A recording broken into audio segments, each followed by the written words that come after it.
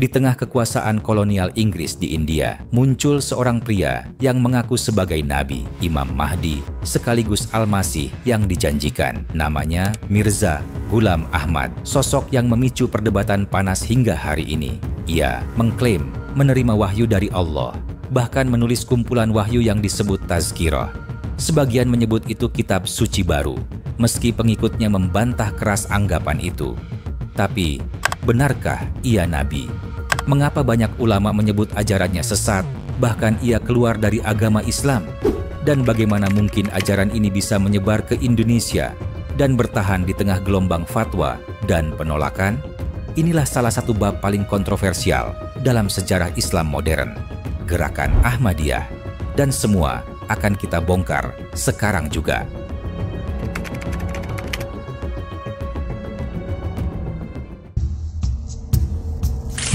Ahmadiyah adalah sebuah gerakan keagamaan dalam Islam yang didirikan pada tanggal 23 Maret 1889 oleh seorang tokoh bernama Mirza Ghulam Ahmad.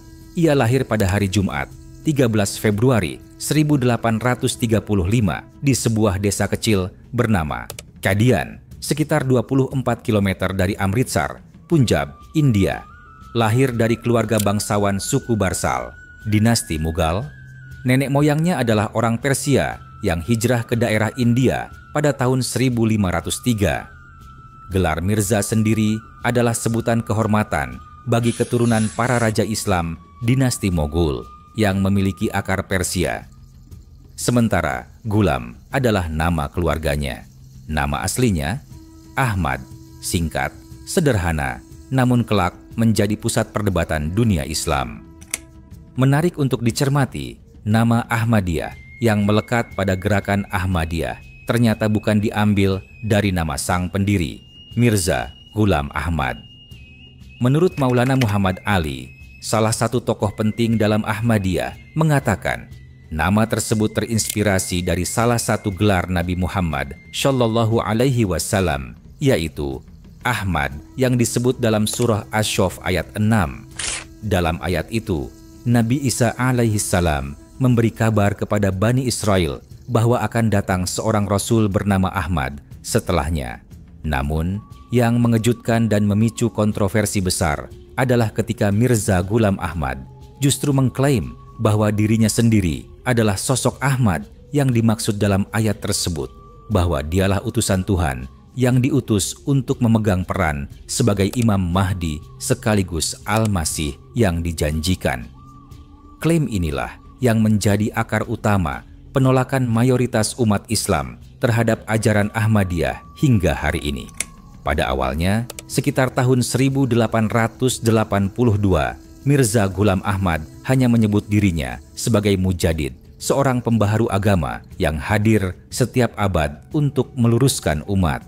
Tapi, pada 4 Maret 1889, segalanya berubah ketika ia mengaku menerima wahyu langsung dari Tuhan yang menetapkannya sebagai Al-Mahdi Al-Ma'hud, Imam Mahdi yang dijanjikan. Ia pun menyerukan agar umat Islam berbaiat kepadanya. Seruan ini diterima oleh 40 pengikut pertamanya di kota Ludhiana, termasuk seorang tokoh bernama Hadrat Hakim Nuruddin yang kelak diangkat sebagai Khalifah Al-Masih, pemimpin tertinggi pertama dalam komunitas Ahmadiyah. Tak berhenti di situ. Pada tahun 1890, Mirza Ghulam Ahmad membuat pernyataan yang lebih menggemparkan. Ia menyatakan bahwa Nabi Isa alaihissalam yang diyakini umat Islam dan Kristen masih hidup di langit, sebenarnya telah wafat. Menurutnya, janji Allah untuk mengutus Nabi Isa kembali ke dunia bukan berarti sosok yang sama akan turun dari langit, melainkan dirinya lah yang dipilih sebagai Al-Masih yang dijanjikan. Klaim ini ditegaskan dalam kitab suci internal Ahmadiyah, Tazkirah, yang memuat wahyu yang ia yakini berbunyi, Al-Masih, anak Maryam, Rasulullah, telah wafat. Sesuai dengan janji, engkau datang menyandang warna sifatnya. Janji Allah pasti akan genap. Dengan demikian, bagi para pengikut Ahmadiyah, dalam sosok Mirza Ghulam Ahmad bersatu dua peran penting, yaitu Imam Mahdi dan Al-Masih yang dinanti. Puncak kontroversi itu terjadi pada tahun 1901 ketika Mirza Ghulam Ahmad secara terang-terangan mengaku bahwa dirinya diangkat langsung oleh Allah sebagai nabi dan rasul. Pengakuan luar biasa ini tidak ia simpan sendiri, melainkan ia sebarkan ke tengah masyarakat melalui berbagai buku yang ia tulis, juga lewat media massa seperti koran dan majalah. Hampir semua karya tulis Mirza Ghulam Ahmad dipenuhi oleh klaim-klaimnya bahwa dirinya adalah Imam Mahdi, Al-Masih yang dijanjikan, sekaligus seorang nabi.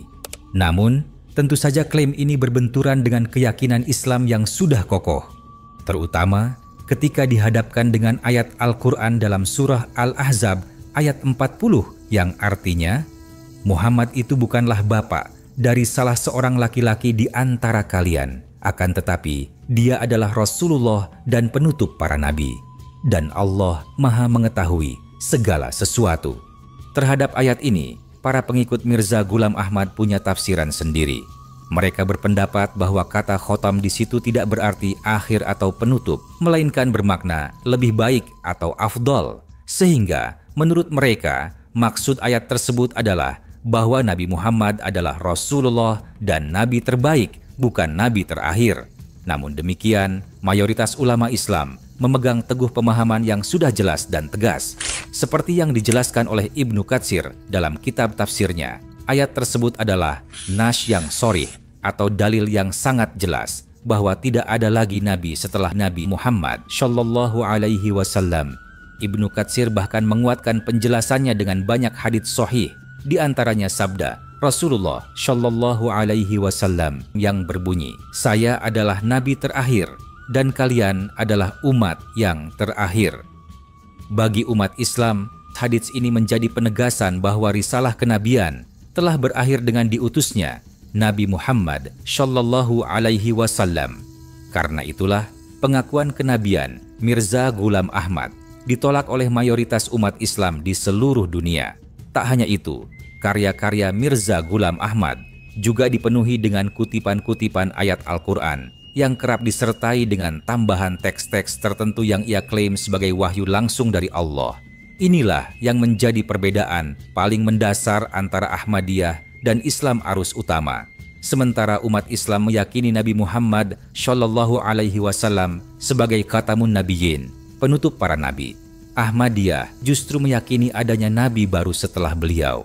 Dengan meneliti perilaku, sejarah, dan klaim-klaim yang diakui sebagai wahyu oleh Mirza Ghulam Ahmad, jelas terlihat ia adalah nabi palsu. Para ulama telah meneliti hal ini selama puluhan tahun dan membuktikan penyimpangannya bahwa konsep kenabian yang dia bawa jelas bertentangan dengan ajaran Islam. Mirza Ghulam Ahmad, pendiri Ahmadiyah, lahir di masa ketika pendidikan formal belum umum di wilayahnya.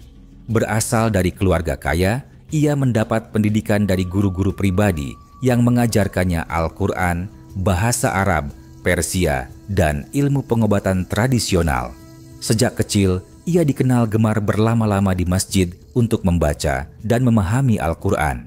Meski begitu, ia tak pernah mengecap pendidikan tinggi dan kurang fasih dalam bahasa Arab maupun Persia. Ayahnya, seorang pegawai pemerintah kolonial Inggris, mendorongnya bekerja di pemerintahan. Mirza Ghulam Ahmad sempat menjalani profesi tersebut di Sialkot antara tahun 1864 hingga 1868. Namun, kecintaannya pada ilmu agama membuatnya meninggalkan karir itu dan beralih fokus pada dakwah, hingga akhirnya ia mengaku menerima wahyu langsung dari Allah Ta'ala. Namanya mulai melejit pada tahun 1889 saat ia menulis serangkaian bantahan terhadap para pendeta Hindu dan misionaris Kristen yang tengah aktif di India. Untuk memperkuat misinya, Mirza Ghulam Ahmad menggandeng para ulama guna menyuarakan aspirasi mereka dalam menghadapi serangan-serangan teologi dari agama lain. Namun, perjuangan ini tentu memerlukan dana. Kaum muslimin yang terinspirasi oleh semangat Mirza Ghulam Ahmad dalam membela Islam mulai memberikan sumbangan dan berbagai fasilitas demi mendukung langkahnya. Di benak Mirza Ghulam Ahmad, dakwah dan debat ini ternyata memberikan pemasukan yang jauh lebih besar ketimbang pekerjaan lamanya di pemerintahan Inggris. Seiring popularitasnya meningkat, Mirza Ghulam Ahmad memutuskan untuk menulis 50 jilid kitab yang diklaimnya akan membantah ajaran-ajaran Kristen dan Hindu. Namun, sejak terbitnya kitab pertama pada tahun 1880, publik dibuat heran. Alih-alih berisi bantahan terhadap kepercayaan lain, kitab-kitab itu justru penuh dengan klaim wahyu, pengagungan diri, dan pujian terhadap pemerintah kolonial Inggris. Kitab-kitab selanjutnya pun tidak jauh berbeda. Lebih banyak membahas keajaiban pribadi dan sanjungan pada penjajahan Inggris daripada membahas perdebatan teologis yang dijanjikan. Tak hanya menyerang keyakinan di luar Islam, Mirza Ghulam Ahmad juga memicu kontroversi dengan mendebat para ulama muslim dari berbagai penjuru yang menolak klaim kenabiannya. Salah satu penentangnya yang paling vokal adalah Ahmad Reza Khan Barelvi, seorang ulama berpengaruh dari India Pakistan yang berhasil mengumpulkan lebih dari 200 fatwa dari berbagai ulama yang secara tegas menyatakan bahwa Mirza Ghulam Ahmad telah sesat dan keluar dari Islam. Di kawasan Timur Tengah, fatwa serupa datang dari ulama-ulama Masjidil Haram dan Masjid Nabawi yang menegaskan kekafiran Ahmad dengan tambahan 34 fatwa lainnya. Puncaknya terjadi pada tahun 1974 ketika tekanan umat Islam semakin memuncak dan mendorong Perdana Menteri Pakistan saat itu, Zulfikar Ali Bhutto, untuk mengamandemen konstitusi. Amandemen tersebut secara resmi menetapkan bahwa pengikut Ahmadiyah bukanlah bagian dari umat Islam secara hukum. Meskipun demikian, fatwa-fatwa dan keputusan pemerintah tak mampu menghentikan penyebaran paham Ahmadiyah yang terus tumbuh dan menarik pengikut di berbagai belahan dunia. Menariknya, dalam kehidupan sehari-hari, jemaah Ahmadiyah umumnya hidup layaknya umat muslim pada umumnya. Mereka membangun masjid, melaksanakan sholat 5 waktu, berpuasa di bulan Ramadan, menunaikan zakat, bahkan menunaikan ibadah haji ke tanah suci. Bagi seorang muslim ortodoks, bisa jadi tak mudah mengenali seorang Ahmadiyah di sekitar mereka, sebab secara lahiriah tak ada perbedaan mencolok. Namun, tetap ada perbedaan mendasar dalam keyakinan yang membuat komunitas Ahmadiyah berbeda dan kerap menjadi sorotan di tengah umat Islam lainnya. Kemunculan dan berkembangnya Ahmadiyah tidak terlepas dari sejumlah faktor penting yang saling terkait dan memperkuat satu sama lain. Salah satu faktor utama adalah kedekatan Mirza Ghulam Ahmad dengan kekuasaan kolonial Inggris. Ia menyadari bahwa ambisinya untuk mengklaim diri sebagai nabi membutuhkan dukungan politik dan hubungan harmonis dengan pemerintah Inggris secara signifikan mempermudah penyebaran ajarannya. Di sisi lain, Ahmadiyah muncul dari sebuah efek negatif dari kehidupan sufistik yang ditempuh oleh Mirza Ghulam Ahmad, di mana kehidupan sufistik saat itu sangat menekankan pentingnya kemunculan sosok Al-Masih yang dijanjikan dan praktiknya seringkali menuntut kepatuhan mutlak kepada pemimpin rohani. Selain itu, doktrin teologi milenarian yang meyakini akan hadirnya Imam Mahdi sebagai penyelamat akhir zaman juga memainkan peran besar, sejalan dengan keyakinan serupa yang berkembang dalam agama-agama samawi lain yang sama-sama menantikan sosok juru selamat untuk membebaskan dunia dari kegelapan dan kesesatan. Faktor lain yang memperkuat eksistensi Ahmadiyah adalah runtuhnya kekhalifahan Utsmaniyah yang diikuti oleh dominasi keluarga Saud di Mekah dan Madinah dengan ideologi Wahabisme. Bersamaan dengan itu, muncul gagasan pembaruan Islam melalui pan-Islamisme yang dipelopori oleh Jamaluddin Al-Afghani yang menegaskan bahwa Islam tidak harus terikat pada sistem kekhalifahan. Dalam kondisi umat Islam yang diliputi kebingungan akan arah dan kepemimpinan, serta dalam tekanan kolonialisme Barat, klaim Mirza Ghulam Ahmad sebagai pembaharu Islam menemukan momentumnya dan mendapat sambutan dari sebagian umat yang sedang mencari pegangan.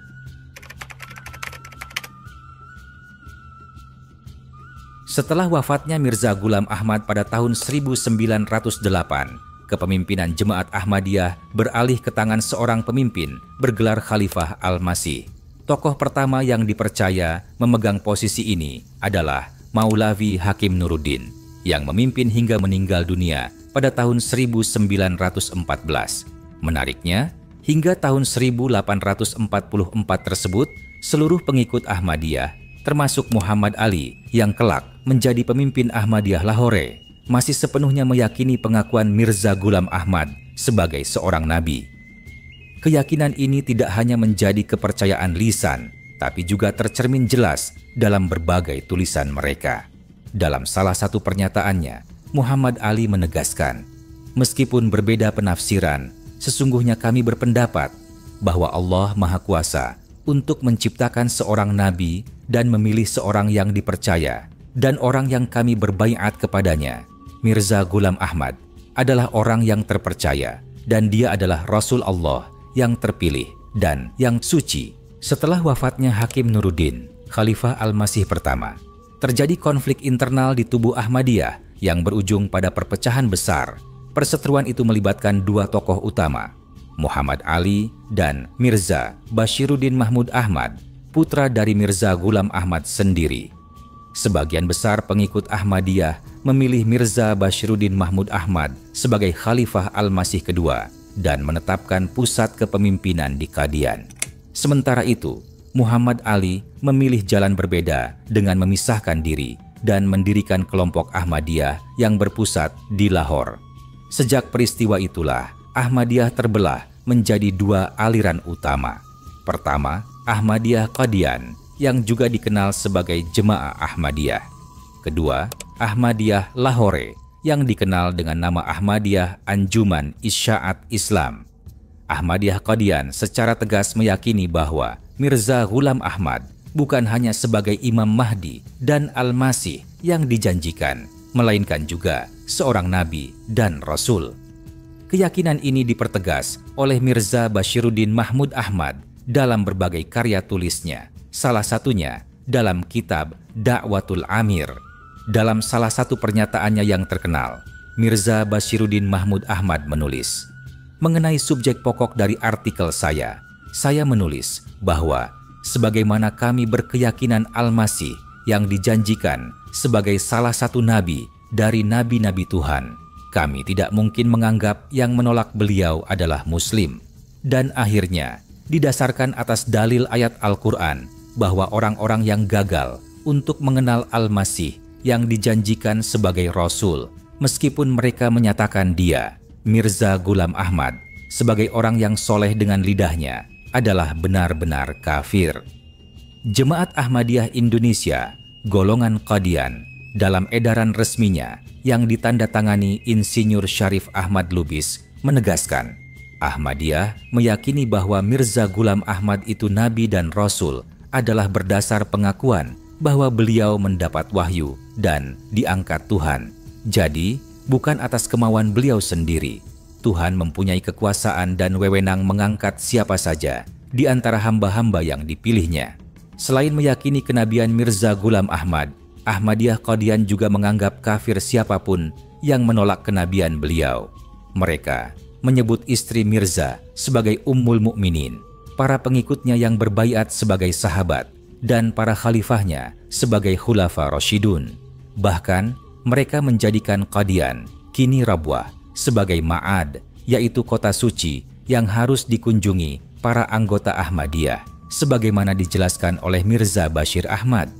Sementara itu, Ahmadiyah Lahore menegaskan bahwa mereka hanya mengakui Mirza Ghulam Ahmad sebagai Al-Masih, Al-Mahdi, Mujadid, dan Muhaddas, bukan sebagai nabi. Namun, benarkah demikian? Apakah perbedaan mereka dengan Ahmadiyah Qadian sungguh nyata atau sekadar soal istilah? Jika ditelusuri lebih dalam lewat literatur resmi mereka, tampak beberapa fakta penting. Pertama, Mirza Ghulam Ahmad dalam berbagai tulisannya jelas mengaku sebagai Al-Masih, Al-Mahdi, sekaligus Nabi dan Rasul. Ahmadiyah Lahore tetap berpegang pada Mirza sebagai imam mereka. sehingga hukumnya sama dengan apa yang diyakini oleh pemimpinnya. Kedua, sebelum pecahnya Ahmadiyah, seluruh pengikut termasuk Muhammad Ali, pendiri Ahmadiyah Lahore, meyakini kenabian Mirza. Bahkan dalam dokumen resmi mereka, Bigham Sulh, Mirza disebut sebagai nabi dan rasul. Klaim mereka bahwa Mirza hanyalah mujaddid, hanyalah permainan kata, sebab maknanya sejatinya serupa dengan keyakinan Qadian tentang Mirza sebagai nabi bayangan, nabi zili, nabi bukan pembawa syariat, nabi ghair tasyri'i, atau nabi ummati. Muhammad Ali sendiri dalam karyanya Al-Nubuwah fil Islam mengakui bahwa salah satu bentuk kenabian tetap mungkin dicapai oleh seorang pengikut setia Nabi Muhammad Shallallahu Alaihi Wasallam, meskipun bukan kenabian syariat. Ketiga, meskipun Ahmadiyah Lahore menolak gelar nabi secara terbuka, mereka tetap meyakini bahwa Mirza Ghulam Ahmad menerima wahyu yang harus diimani dan diikuti oleh seluruh manusia. Bahkan, Muhammad Ali menegaskan bahwa meski Qadian menyebut Mirza nabi sempurna, keimanan Lahore terhadap wahyu Mirza justru lebih kuat dalam praktiknya. Meski terpecah menjadi dua aliran besar, Ahmadiyah Qadian dan Ahmadiyah Lahore, pada dasarnya keduanya tetap memiliki sejumlah kesamaan mendasar. Kedua kelompok ini sama-sama meyakini bahwa Mirza Ghulam Ahmad adalah Al-Mahdi dan Al-Masih yang dijanjikan oleh Nabi Muhammad Shallallahu Alaihi Wasallam, serta percaya bahwa Mirza menerima wahyu yang wajib diyakini dan diikuti. Keduanya juga sepakat dalam konsep kenabian Mirza, meskipun istilah yang digunakan untuk menyebutnya berbeda. Selain itu, baik Qadian maupun Lahore menganggap semua dakwah, ucapan, dan tulisan Mirza Ghulam Ahmad sebagai kebenaran mutlak yang tak dapat disangkal, serta memandang siapapun yang menolak atau mendustakan dakwah tersebut sebagai orang yang kafir.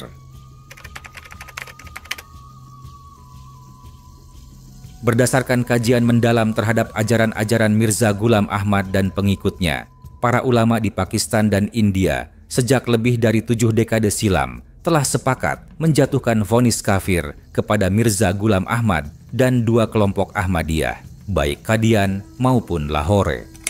Penolakan terhadap Ahmadiyah ini juga diikuti oleh sejumlah negara Islam seperti Malaysia, Brunei Darussalam, Arab Saudi, dan beberapa negara Muslim lainnya yang melarang keberadaan ajaran ini di wilayah mereka. Di Pakistan, Ahmadiyah secara resmi dikategorikan sebagai kelompok non-Muslim. Pada 26 April 1984, pemerintah Pakistan menetapkan undang-undang yang melarang para pengikut Mirza Ghulam Ahmad, baik dari golongan Qadian maupun Lahore, mengidentifikasi diri mereka dengan simbol-simbol Islam. Mereka dilarang menggunakan istilah-istilah suci dalam Islam seperti masjid, azan, ummahatul mukminin, khulafa rasyidun, dan sahabat karena dikhawatirkan dapat menyesatkan umat Islam. Menentang keputusan tersebut, pengikut Ahmadiyah mengajukan banding ke Pengadilan Syariah Pakistan. Namun, pada 15 Juli 1984, Pengadilan Syariah menolak permohonan mereka dan menguatkan keputusan pemerintah. Kasus ini terus berlanjut hingga ke Mahkamah Agung Pakistan yang setelah proses panjang dari tahun 1988 hingga 1993 memutuskan pada 3 Juli 1993 bahwa Ahmadiyah bukan bagian dari Islam. Pengikut Ahmadiyah secara hukum dinyatakan sebagai non-Muslim dan komunitas mereka diperlakukan setara dengan minoritas agama lain seperti Kristen dan Hindu. Sikap tegas terhadap Ahmadiyah tak hanya datang dari Pakistan.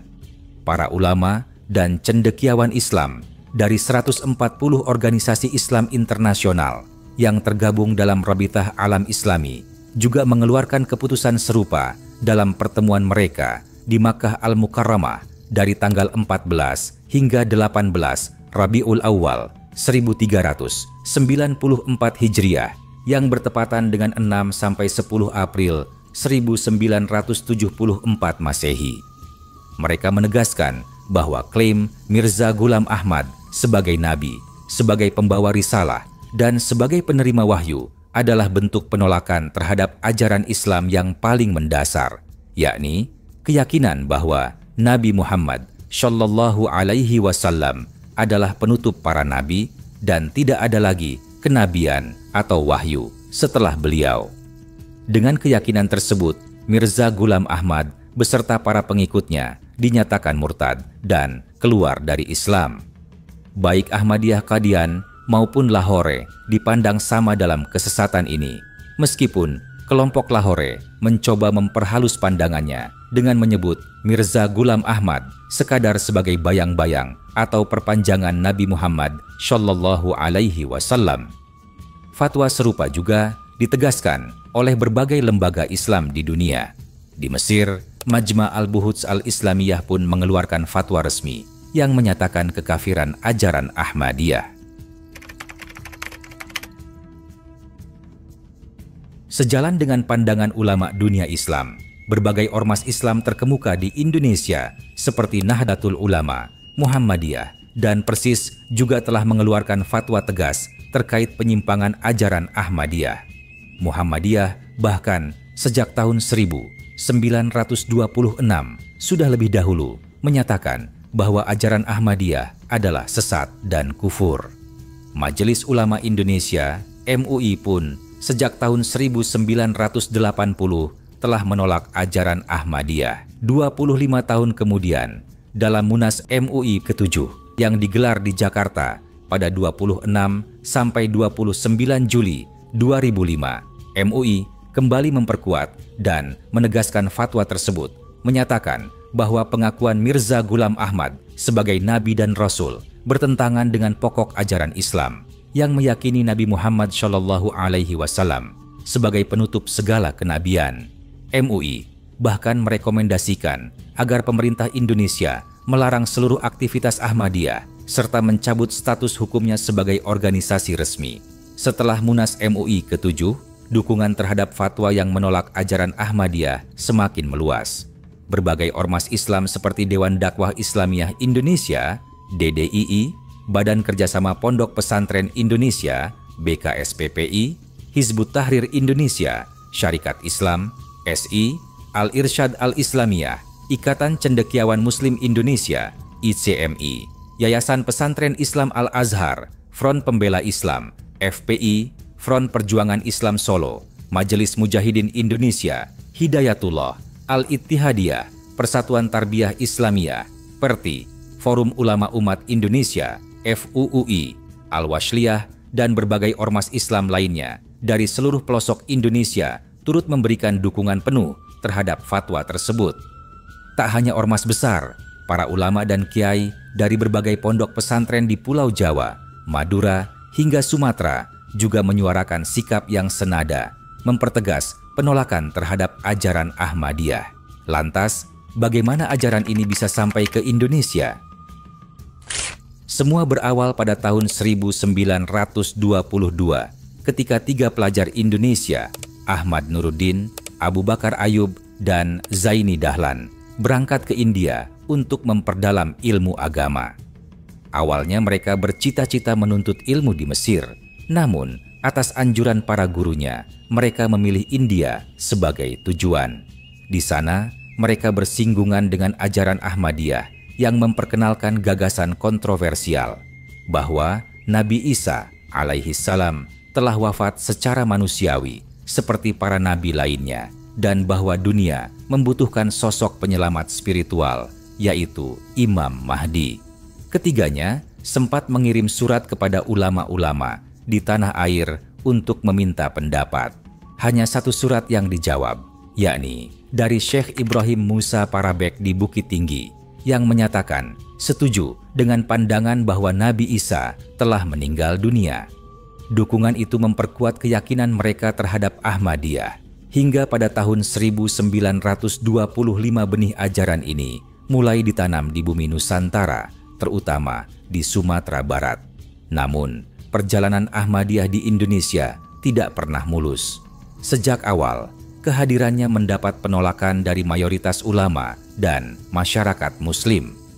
Puncaknya terjadi pada tahun 1980 ketika Majelis Ulama Indonesia (MUI) dalam Musyawarah Nasional II menetapkan fatwa yang menegaskan bahwa Ahmadiyah, baik kelompok Qadian maupun Lahore, adalah ajaran sesat yang keluar dari Islam.